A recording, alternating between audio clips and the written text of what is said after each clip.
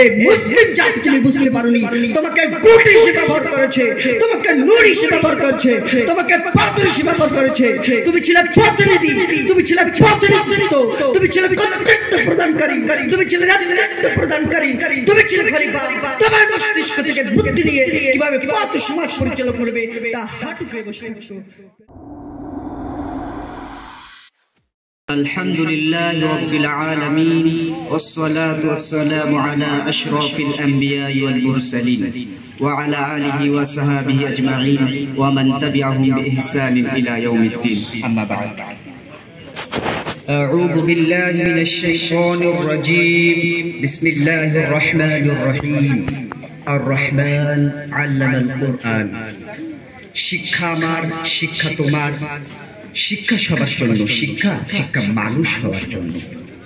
অধ্যকার আজকের এই আলোচক অনুষ্ঠানের সম্মানিত শ্রদ্ধেয় সভাপতি মহাশয় এবং ন্যায়পরায়ণ বিচারক মণ্ডলী, সম্মুখে উপস্থাপন শিক্ষা তৃষ্ণা, শিক্ষা পিপাসিত ইসলাম দরদি ভাতৃবৃন্দু, সকলকে জানাই ইসলামিক অভিবাদন এবং সম্পাদন। সমস্ত ধন্যবাদ, সমস্ত সাধুবাদ একমাত্র মহান সত্তা আল্লাহ সুবহানাহু ওয়া তাআলার জন্য। আমরা সকলে বলি আলহামদুলিল্লাহ। দরুদ বর্ষিত হোক মানবতার মূর্তি, মানবতার শিক্ষক, আদর্শ রাষ্ট্রনায়ক নবী মুহাম্মদ রাসূলুল্লাহ সাল্লাল্লাহু আলাইহি ওয়াসাল্লামের উপরে আল্লাহুম্মা সাল্লি আলাইহি আল্লাহুম্মা বারিক আলাইহি। প্রিয় ভাইরা, আজকে আমি আপনাদেরকে যে বিষয়টি উপহার দিয়ে চাই, অত্যন্ত একটি গুরুত্বপূর্ণ বিষয়। আজ আমার আলোচক বিষয়বস্তু হলো শিক্ষার প্রয়োজনীয়তা গুরুত্ব সম্পর্কে গুরুত্বপূর্ণ তথ্যপ্রদান আলোচনা করার চেষ্টা করব ইনশাআল্লাহ তাআলা। শিক্ষাকে সচরাচর দুইটি শ্রেণীতে বিভক্ত করা হয়। প্রথমত জেনারেল শিক্ষা, দ্বিতীয়ত ধর্মীয় শিক্ষা। যারা জেনারেল শিক্ষায় শিক্ষিত তারা ইসলামিক বিদ্যাকে, কোরআন এবং সুন্নাহ ওহীর বিধানকে গুরুত্ব না দিয়ে একটি বিরাট ভুলের মধ্যে পড়ে আছে যারা জেনারেল শিক্ষায় শিক্ষিত। অপরদিকে যারা ধর্মীয় শিক্ষায় শিক্ষিত তারা ইসলামিক বিদ্যাকে প্রয়োজনীয়তা না মনে, যারা ধর্মীয় শিক্ষায় শিক্ষিত তারা জেনারেল শিক্ষাকে প্রয়োজনীয়তা না মনে করে একটি বিরাট শিক্ষা থেকে মাহরুম বা বঞ্চিত। এই উভয় শিক্ষা আমাদের প্রয়োজন। আমরা যদি লক্ষ্য করি আদর্শ সমাজ গঠন করার ক্ষেত্রে আদর্শ টকবকে তরুণ জওয়ান নওজওয়ান দরকার, তাহলে শিক্ষা দরকার। আদর্শ পরিবার গঠন করার ক্ষেত্রে লুকমান হাকিমের মতো পিতা দরকার। লুকমান হাকিমের মতো পিতা হতে গেলে শিক্ষা দরকার। মসজিদ কেন্দ্রিক সমাজ গঠন করতে গেলে আদর্শ ইমাম দরকার। আদর্শ ইমাম হতে গেলে শিক্ষা দরকার। প্রত্যেকটি কাজে শিক্ষা অপরিহার্য, শিক্ষা অনিবার্য, শিক্ষা অত্যাবশ্যকীয়। এবং একজন রাষ্ট্রপতি চলে না যদি শিক্ষা না থাকে, একজন রাজ্যপালের রাজ্যপাল চলে না যদি শিক্ষা না থাকে, একজন প্রধানমন্ত্রী চলে না যদি শিক্ষা না থাকে। প্রিয় ভাইরা, শিক্ষা অপরিহার্য একটি বিষয়, কিন্তু বর্তমান প্রেক্ষাপট মুসলিম উম্মার বুকে যদি আমরা দৃষ্টিগোচর করি, আমরা যদি দৃষ্টিপাত করি, তাহলে আমরা দেখতে পাই যারাই সমাজে ক লিখতে কলম ভাঙে তারাই আবার পার্লামেন্টে বসে বসে বড় গলায় কাশে।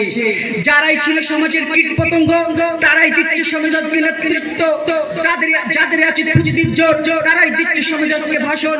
এই সমাজের যদি নীতি বৈশিষ্ট্য হয় তাহলে সমাজ কখনোই সফলতার সুউচ্চ চূড়ায় পৌঁছতে পারে না। এই সমাজ কখনোই উন্নতির শিখরে পৌঁছতে পারে না। এই সমাজ কখনোই সিদ্ধি লাভ করতে পারে না, বরং এই সমাজ অধঃপতনের অতল তলে নিমজ্জিত থাকবে। আমরা কি ভুলে গিয়েছি 1450 বছর পূর্বের কথা? মহানবী করিম সাল্লাল্লাহু আলাইহি ওয়াসাল্লামের উপরে প্রথম যে ওহী অবতীর্ণ হয়েছিল সেটা হলো ইকরা বিসমি রাব্বিকাল্লাযী খালাক। ও মুহাম্মদ, read the name of Allah, পড়ো তোমার প্রভুর নামে যিনি তোমাকে সৃষ্টি করেছেন। এখানে সর্বাগ্রে আদেশসূচক শব্দ, নির্দেশসূচক শব্দ ব্যবহার করলেন। এই আয়াত যখন নবীজি সাল্লাল্লাহু আলাইহি সাল্লামের উপর অবতীর্ণ হলো, নবীজি সাল্লাল্লাহু আলাইহি সাল্লাম বললেন, আমি তো কারি নই, আমি তো পড়তে জানি না। জিবরিল আমিন বললেন পড়ো। নবীজি সাল্লাল্লাহু আলাইহি সাল্লাম বললেন, আমি তো কারি নই, আমি তো পড়তে জানি না। নবীজি সাল্লাল্লাহু আলাইহি সাল্লাম তিনি নিজে পড়লেন এবং জাতিকে পড়ালেন।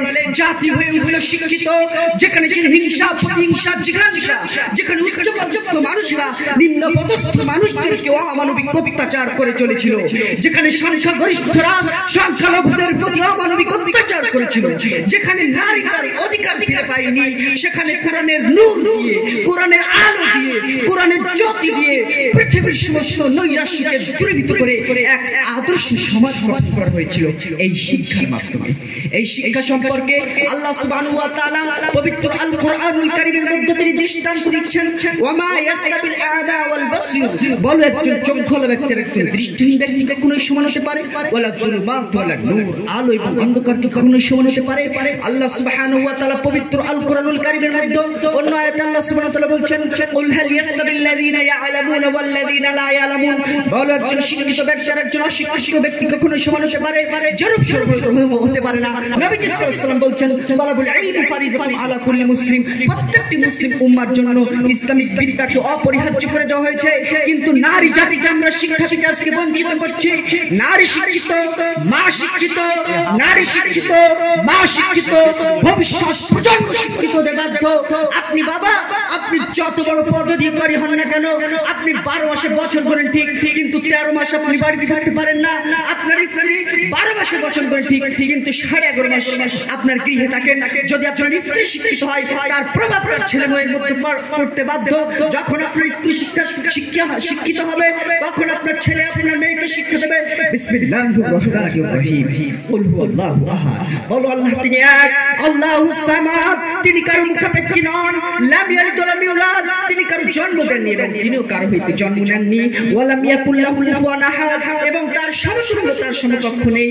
বলো আব্বু, লা ইলাহা ইল্লাল্লাহ মুহাম্মাদুর রাসূলুল্লাহ, নেই কোন সত্য মাবুদ এক আল্লাহ ছাড়া, এবং মুহাম্মদ রাসূলুল্লাহ সাল্লাল্লাহু আলাইহি ওয়াসাল্লাম তার প্রেরিত রাসূল। আপনার পুত্র সন্তান আপনার কাছ থেকে সর্বাগ্রে তাওহীদের শিক্ষা পাবে। আপনার পুত্র সন্তান আপনার কাছ থেকে সর্বাগ্রে সাম্প্রদায়িক সম্প্রীতি শিক্ষা পাবে। এরপরে মসজিদের ইমামের কাছ থেকে, মাদ্রাসা শিক্ষকগণের কাছ থেকে সহিহ শিক্ষা তো পাবে, তাওহীদের শিক্ষা তো পাবে, সাম্প্রদায়িক শিক্ষা তো পাবে। কোথায় সেই আমাদের সমাজ ব্যবস্থা? যদি আমরা এটা করতে পারি, তাহলে সমাজ বিরাজ করবে সেই ইসলাম, যে ইসলাম আল্লাহর নবী সাল্লাল্লাহু আলাইহি ওয়াসাল্লাম মক্কাবাসীকে উপহার দিয়েছিলেন, সেই ইসলাম, যে ইসলাম কোরআনে বিদ্যমান আছে। কোথায় সেই জীবন ব্যবস্থা আমাদের কোথায়? প্রিয় ভাই, সর্বশেষ পর্যায়ে কিছু কথা না বললেই নয়। সে কথা হলো, আজকে গোটা পৃথিবী জুড়ে মুসলিম জাতি লাঞ্ছিত, বঞ্চিত, অপমানিত। গোটা পৃথিবীর কথা ছেড়ে দিলাম, বর্তমান যদি ভারতবর্ষের কথা বলি, এই ভারতবর্ষের বুকে মুসলিম জাতিরা 750 বছর নেতৃত্ব দিয়েছে, 750 বছর আঙুল নাড়িয়ে নাড়িয়ে কথা বলেছে, কিন্তু 750 বছর নেতৃত্ব দেওয়ার পরে সেই ভারতবর্ষের বুকে আজকে মুসলিমদেরকে বেঁচে থাকার অধিকার নেই। সংখ্যাগরিষ্ঠরা সংখ্যালঘুদের প্রতি অমানবিক অত্যাচার করে চলেছে, আর মুসলিম জাতি অধিকার ফিরে পাওয়ার জন্য মিটিং মিছিল করে। এই সারি প্রথম সারি থেকে পাথর ছড়ে আব্দুল রহমান আব্দুল সত্তার, অপর সারি প্রথম সারিতে মাথা পাটে আব্দুল করিম আব্দুল গফফার, এই সারি প্রথম সারি থেকে পাথর ছড়ে আব্দুল করিম আব্দুল গফফার, অপর সারি প্রথম সারিতে মাথা পাটে আব্দুল রহমান আব্দুল সত্তার। এই মুসলিম জাতি তুমি বুঝতে পারোনি, তোমাকে গুটি হিসেবে ব্যবহার করেছে, তোমাকে নুড়ি হিসেবে ব্যবহার করেছে, তোমাকে পাথর হিসেবে ব্যবহার করেছে। তুমি ছিলে প্রতিনিধি, তুমি ছিলে প্রতিনিধিত্ব, তুমি ছিলে কর্তৃত্ব প্রদানকারী, তুমি ছিলে নেতৃত্ব প্রদানকারী, তুমি ছিলে খলিফা। তোমার মস্তিষ্ক থেকে বুদ্ধি নিয়ে কিভাবে পথ সমাজ পরিচালনা করবে তা হাঁটু করে বসে থাকতো। আল্লাহ সুবহানাহু ওয়া তাআলার নিকটে প্রার্থনা করি, ওগো আল্লাহ তুমি আমাদের সকলকে আকাশের মতো উঁচু করুন এবং গাছের মতো নিচু করুন, এবং সে আদর্শ পৃথিবীতে কিছু দিয়ে যেতে পারি। এই দোয়া, এই প্রার্থনা রেখে আমি আমার আলোচনা ইতি করছি। আসসালামু আলাইকুম ওয়া রাহমাতুল্লাহি ওয়া বারাকাতুহু।